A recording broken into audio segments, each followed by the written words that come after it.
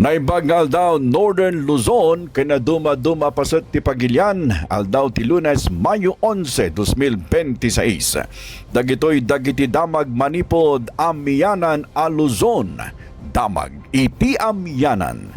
Kadagiti ulot ti damag DPWH pinandaran ni Secretary Vince Dizon apartakan ti panakatarimaan tinadadael a pasat ti Marcos Highway sa Jaytaloy Sur, Tuba, Benguet.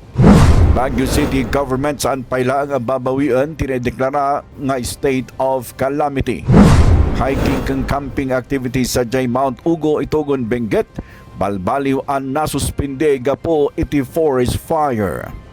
Dagiti ulo ti damag ket insagot kada kayo ti Omega Green, the plant nutrition, produkto ti Encam Agri Marketing.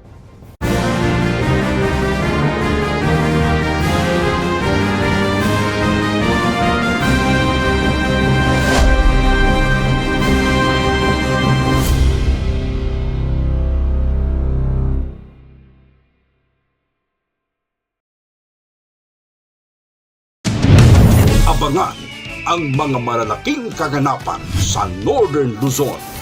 Ihahatid ng Net25 Baguio.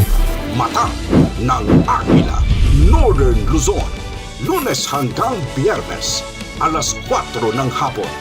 Mapapanood sa Net25 Baguio Facebook page at YouTube channel.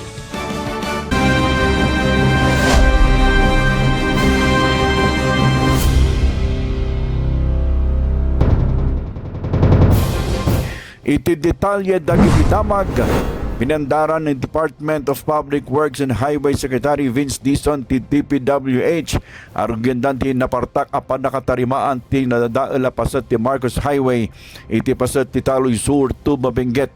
Inlawlawag ti opisyal nadamag na tinabuntog a proseso ti panakatarimaan ti nasao kalsada anarba idi payla ang September 2025 kalpasan na timbama ti bagyo anando dito region. Di mawat mo't iti pasensya ni Dizon iti publiko nang nangruna dagiti kanayon nga dumaldalan iti nasao a kalsada gapo iti saan pay analpas a proyekto nang rugitangal daw ti konstruksyon ti nandakamat apasat ti kalsada kay manamnama amalpas na ito iti lasod ti talo aging gaupat a bulan. Kabayatan na inkarimat ni DPWH Secretary Vince Dizon amal ilepas ti mararamid arantay sa Jay Santo Domingo, Ilocos Sur, partikular ti Kaliwat Bridge sa Jay Barangay Nalasin. Dahito iti pagganatgat ni Dizon kalpasan tinsayang katna nga inspeksyon itinarpuog a temporary steel bridge ng silserbikas diversion route itinapalabas alawas. Kinunan ti DPWH Secretary masapol ang mailepas na konstruksyon ti baro arantay iti gibos ti madama a bulan ket malukatan na ito inton bulan ti Mayo o Hunyo. Narugan ti konstruksyon ti Kaliwat Bridge di Hunyo 9, 2025 nga aggatad iti 36 million pesos. Saan pa'y nga ikatan ti Baguio City Government ti naideklara nga state of calamity. Kinuna ni Mayor Benjamin Magalong nga agtultuloy paylaang ti panangtulong kadagiti apektado a sektor aging at dapay laang tinabati a pondo para iti quick response fund. No pay kasta kinuna ni Magalong masapol masigurado ti naanad panaggastos ti pondo tapno mapihumet nga adda mabati maaramat kadagiti sumaruno a panawen nang nangruna ta agsagsagana ti syudad iti isasambay ti El Nino phenomenon. Inayon pa iti opisyal nga agtultuloy ti roll out ti rice distribution program para iti nasurok 33 a pamilya. Tunggal pamilya a benepisaryo iti nasao programa ket maipaayan iti 50 kilogram sack of rice. Siniguro ni Baguio City Mayor Benjamin Magalong agtultuloy ti panakipatumpal ti Emergency Transport Support Program ti syudad para iti transport sector. Kinunana at gastos ti syudad para itinasao programa ket maysa a milyon a pisos tunggal lawas. Posible ang humato na ito iti 2 a milyon a pisos kada lawas no mangrugin ti klase dagiti eskwela no sa dino ket masapul met a manayunan ti transport capacity tapno ma-accommodate ti ad-ado a commuters partikular tunggal rabbi no pay kasta kinuna ni Magalong nga agdepende lata iti availability ti pondo ti panakapitumpal ti nadakamat a programa. Indolwan ni Mayor Benjamin Magalong ti panagpirma iti Memorandum of Agreement para iti Baguio City ken iti Department of the Interior Local Government Cordillera Administrative Region ken duma-duma nga academic institutions, civil society organizations ken advocacy groups para iti panakaibangon ken operationalization ti Cordillera Civic Academy. Tinasao amowa ket pasati collaborative initiative tapno mapapigsa ti citizen participation panaka-promote ti inclusive governance ken panang paduras iti kapasidad dagiti civil society organizations iti entero a Cordillera Administrative Region. Nirepresentar met ni Regional Director Anthony Noida ti DILG CAR bayat adagiti participating partner institutions ket ti Benguet State University nga indolwan ni President Kenneth Laruan, University of Baguio nga indolwan ni President Javier Herminio Bautista, University of the Cordilleras nga indolwan ni President Nancy Flores ken ti St. Louis University nga indolwan ni President Gilbert Sales. Partners met itinasao programa dagiti sumaganad Pangasigadan Advocacy Cooperative, Baguio City People's Council, Council for the Restoration of Filipino Values, Baguio City Association of Private Schools, Uplife Movement Incorporated, kanti Zero Waste Baguio Incorporated. Dagiti sa balipay adamag kalpasan tis magmamano apalagip.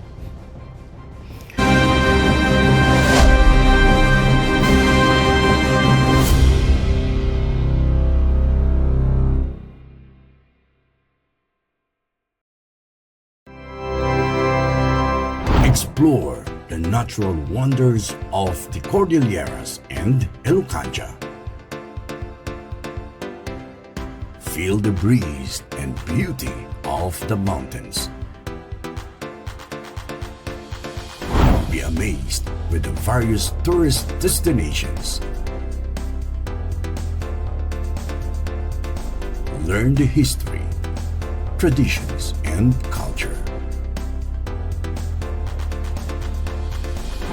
Hello mga kasamang adventurers and viewers! Ngayong araw ay makakasama ninyo kami sa isang exciting adventure.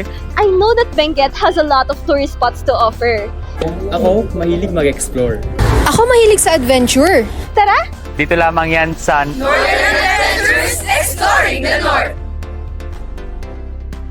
Northern Adventures, Exploring the North, every Sunday at 5 in the afternoon at Net25 Baguio Facebook page and YouTube channel.